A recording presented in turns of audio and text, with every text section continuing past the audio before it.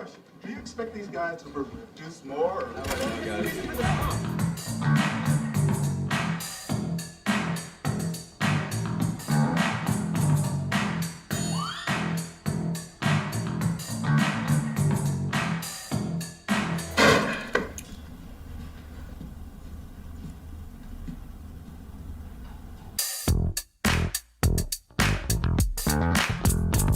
Yeah, we don't need to bump the volume up. So yeah, let's just freestyle this, I guess. So let's maybe. So the idea behind this would be to just look at an invasion together, and then you say stop whenever I should stop if you want to highlight something, or I just stop and ask questions. Yeah. Yeah, sounds perfect. So, we can just sort of discuss things as they go, and I'll sort of tell you what I was thinking and what I did wrong. Yeah, that's good. And so how have invasions been for you, man? You're on PC, right? Oh. Yeah, I'm on PC. Invasions are a mixed bag on PC. It really depends on what day of the week and what time of the day you're playing. Saturday, the day it is for me currently, is great. That's a lot of people who are on. There's a lot of invasions to be had, and not a huge amount of gank squads. But as soon as it hits towards like 5, 6 o'clock in the evening, all of the gank squads come out of the woodwork. It's like rats. Yeah, I think there's any other day of the week, it's horrible. I tend to only invade on weekends for that reason. Interesting. Okay. So here we have the three guys. All right. So you're buffing right away. I see. Yeah. Yeah, I saw 3 people, and I was just like, I'm not going to get a chance to drink this. Okay, that's. I actually was very confused at this point because I didn't remember to check the name of the person I'd invaded. And so I hadn't really the slightest idea who was the host, because that little lamp makes him look like a phantom. Yeah, that happens to me all of the time. And I think I talked about this yesterday on stream. That's one habit that you can build, is just when you invade, just try to remember the name. But I guess that is pretty much it. Like every time I invade, I try and pronounce the name because it helps me remember which one it is. But like sometimes when I'm preoccupied or I'm excited about where I've invaded, I forget. Yeah. So and I'm always excited to invade Lindell. So these are some pretty nice flaming strikes. Yeah, that is entirely my tactic for dealing with 3 people who are hyper-aggressive, because I need them to stagger in order to get some distance to both heal and do what I'm doing here, which is cancelling out all of that bleed. And Jesus, these guys take off basically all of my health if so much as one of them staggers me. But I'm trying to use the branch as a sort of funnel, because then they can't surround me as easily, and if they try, then it's a good likelihood they'll fall off and die. But it really did not work for me very well, because it turned out that, you know, I was also bottlenecked with them, and it was a bit of a "you're trapped in here with me" moment. Yeah. The branches are a how do you call that? A two-sided sword, or two-edged sword. That's the word I was looking for. Yeah. That is very, very true. And what bothers me the most about melee combat in Elden Ring, that if you're facing down, so if you're here and you're facing down, you whiff so much hits, especially with 100%. Yeah. Especially thrusting weapons, you just completely go over their head. Yeah. So let's continue. It tends to be the same case for a lot of other skills and such like that. The spells are usually much better tracking, but all of the pokes are essentially neutralized by high ground, which is interesting. It's the opposite of what usually is the case. Yeah, and also, and also flaming strike. What I found is, like, when I'm on the high ground, I tend to try to unlock and just aim it a little bit downwards. Yeah, that is a habit I really need to get into, because it does just fly over their heads. Ooh, nice. I haven't played around with Spark Aromatic a lot. They're surprisingly good. I don't use them all that much, but when they're really used to you using like Flaming Strike or another Ash of War, it's really surprising to pull out of your toolkit, and hardly ever is it predicted. It's much harder to react to than pops as well, so here we go, me desperately rolling through blood loss there. Yeah, we all know the struggle. When I was really starting to get a bit nervous because things were getting very hectic here, but I was close. And this guy, he's got the right idea. He is hiding because I don't really have much other alternate kind of damage I can do to him. Yeah, that's why I always try to keep at least one frosting weapon, either a clean rod or a epi like you, but with a different infusion. So I'm on a dex build right now, and the lightning it's you can just go for the shield there, and even if he blocks, he dies because of the lightning damage. Yeah, that is exactly what I was thinking, actually. I've been thinking today that I need to redo all of my Ashes of War, and I need a nice alternate damage type in the S-Stock. Or whatever I end up using, Clean Rot Knights or whatever. Yeah, but the spacing has been quite nice, and also not the zoning, but just trying to keep them in line of sight. So really like this clip so far. Yeah. You can really see me sort of getting on the back foot here. I'm down to the meat dumplings already. I start going this way before I realize that they've killed all the Lindell Knights here, so I'm not getting any backup from this direction. But it is a convenient place to just kind of trap people in, because these dragon feet are surprisingly hard to judge what you can jump onto and what won't let you on. There's a lot of small things they can get caught on, which is also dangerous for me. But you know, when you're at this point, there's me accidentally throwing a pot. That happens a lot. So here I am just trying to get them sort of spaced out from each other again. It's really very, very sort of chancy as far as zoning them is concerned, because they're all hyper aggressive. Nice. And there he goes. Oh, that was the host actually. Okay, nice. Legitimately did not know that was the host either. I thought it was just the person with the least health. That's just who I went for. That's now we close this. Actually, let me reopen this quick, because I have like one small thing that I saw that might be interesting to talk about, because it's been something I've been trying to do lately, or especially since one of my earlier videos, the one with the rot breath. The whole lock-on thing. So I found personally that when you're in the mode of running away anyway, that I tend to just not bother with lock-ons anymore, because I'm not sure what it is, but even when you see yourself rolling here, I think the fact that you're locked on also reduces the distance that you actually roll, which that is interesting. So I'm not 100% sure, so don't take my word for this, but it's something I've noticed, that when I'm locked off and then just pan the camera like this and then roll away, I tend to get away much better, and I don't get like roll caught, especially with jumping attacks that much that way. I 100% agree with you there. The lock-on is a really bad idea when you're running away. You see, I can essentially only look at that guy, and it's limiting my view really hard, and I think I immediately get off him as soon as everyone is spreading out. But that is exactly the case with that. Lock-on is a thing I need to get in the habit of getting out of. It's just really easy to leave it on and forget. Yeah, definitely. But very nice invasions, and also the bleed. So this was also a tip I got from Iced Estes yesterday on stream. Not sure, like, what's your layout on... Actually, let me just draw it on here. What's your layout on the hot bars here?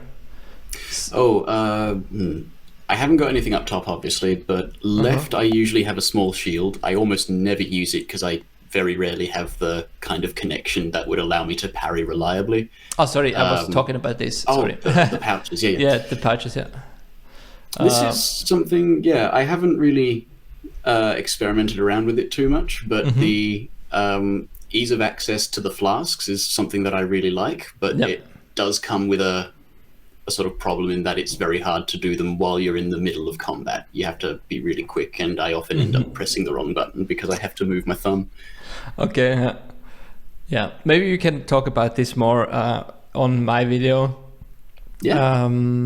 Since he gave me a really good tip when it comes to pouch assignment. So I guess we just jump on into the next clip, except if you have like something more that you want to discuss. No, this one was pretty standard. Like, it was just the main pressure here was the huge bleed build-up, and when it staggers you out of something, that's fine in a duel, but when there are 3 people, it will stagger you into the hits of the other 2 people. No. So, All right, very nice. Let's move on to the next one then. So this was during yesterday's stream, I think. Yeah, and sorry that we get the commentary from chat, but it's the only way I can record right now. Yeah, we've got Musashi here. Miyamoto Musashi. Had a lot of Miyamoto Musashis. Yeah, and already, like from what we discussed before, so you can see my pouch up here, right? So what I started doing is just putting the physic on this slot, because I don't... That's actually not a bad idea. Because I saw like Cursed Eternia just go into his inventory and pop the physic there. And because usually you just do it once per fight, and usually at the beginning or once you have kind of assessed the situation that you're in, right? And then I have standard crap. What's this? The FP flask and the health flask. And I used to have the torrent whistle up here, but Smith or Iced Estes recommended that actually you just should have bleed boluses there, because it's just the ones you use the most, and having quick access to the bleed boluses is a huge game changer. At least was for me yesterday on stream. That is honestly a really good tip, to be honest. I hadn't actually considered chucking the elixir in the bottom tabs, but it's a very good point, because you use it once and then that entire tab is essentially wasted the rest of the fight. Exactly, yeah. So that was a really good tip there. I might try shuffling that around, that's interesting. Okay, let's continue here. So, what do you run in your elixir, by the way? Just the cherry, I call it. So the one that can pop.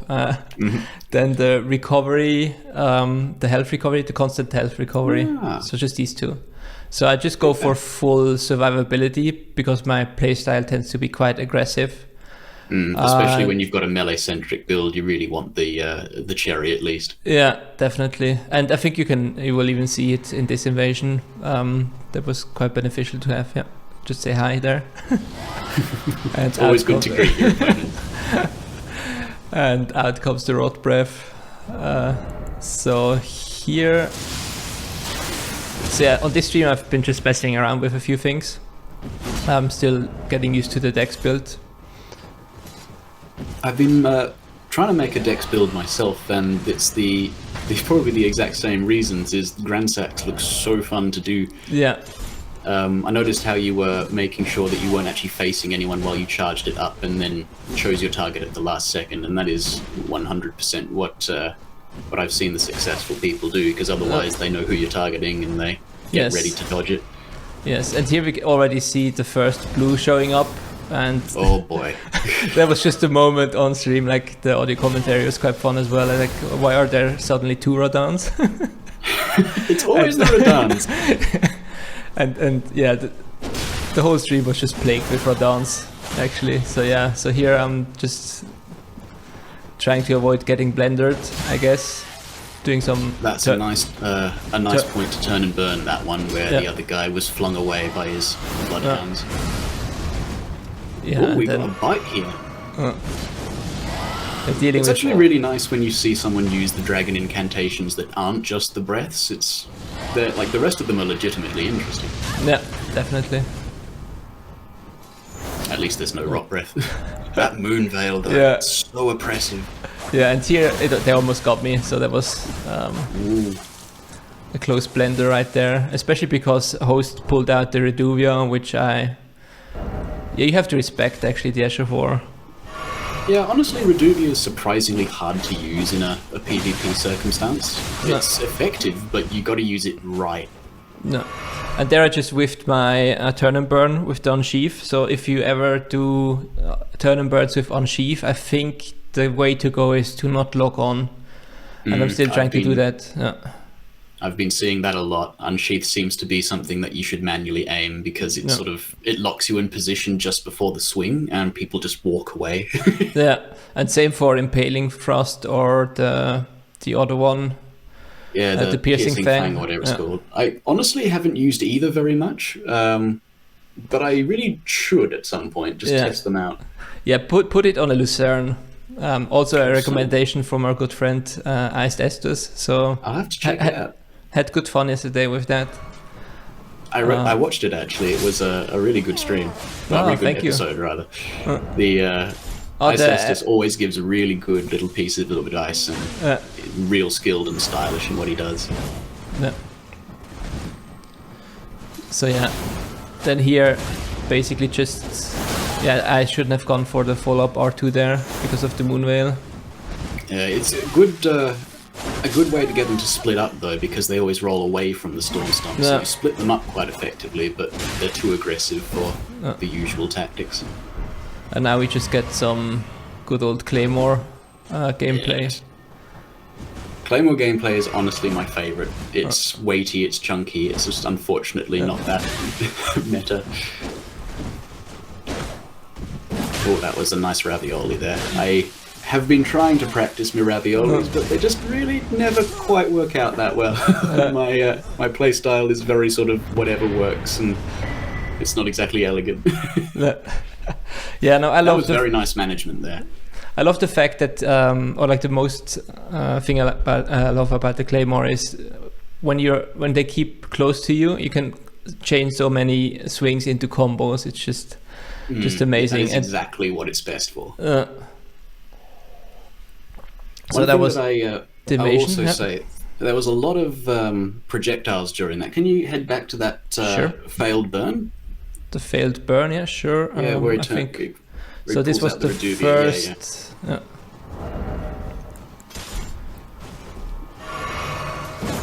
Yeah. Moonveil, or so this I missed, and then because that was a really perfect instance for it, because you'd just gone past the Moonveil. The other guy was far enough behind so that he wouldn't immediately blend you. One thing that I will constantly always love is the fact that blues seem to just completely forget that they're on a team so constantly. Look him all the way in the back there, recharging his Moonveil, meanwhile. Anakin dies, yeah, definitely. And you can play with that quite a bit. Usually they tend to be more aggressive than the rest. So they go all, not sure what it is, Leroy Jenkins on you sometimes. There's definitely that mentality. That was a nice lightning pot there as well. I missed that last time, but you're really good at aiming those. Yeah. So I haven't done much lightning pots. I did a lot of fire pots when I was on my strength build, and I thought I need to practice throwing them a little bit more. But I guess we will get to see that in the second invasion. Oh, that's good. All right. Good. So yeah, this was a fun invasion, all in all. It's fun to watch. It was a real back and forth as well. Often when it's a three-man, it's either constant back foot or constant attack, and this one sort of nicely bounced between the two. It could have been anyone's fight at the middle. Yeah, that's what I'm trying to go for in my invasions. And I tend to make a lot of risky plays and die a lot, especially on stream. But it helps it's me more to... interesting to watch, isn't it? Like, exactly. No one wants to watch someone just invade a world and one-shot everyone and then leave. Like, that's funny the first time. Exactly. And I think that's the art of doing invasions that are not only... You don't only win them, but also make them entertaining to watch. And yeah, I've personally found that you just need to go in and guns blazing and then see from there if you should play more passively, but always keep pressuring. Or try to keep the pressure on. It's most fun. That is a really good attitude to take, because if you push them and find out what their actual plans and tactics are first, then defaulting to a passive mentality will actually be useful rather than simply, being on the back foot for the entire evasion. Yeah, exactly. You can figure out what they have and how to counter it. Perfect.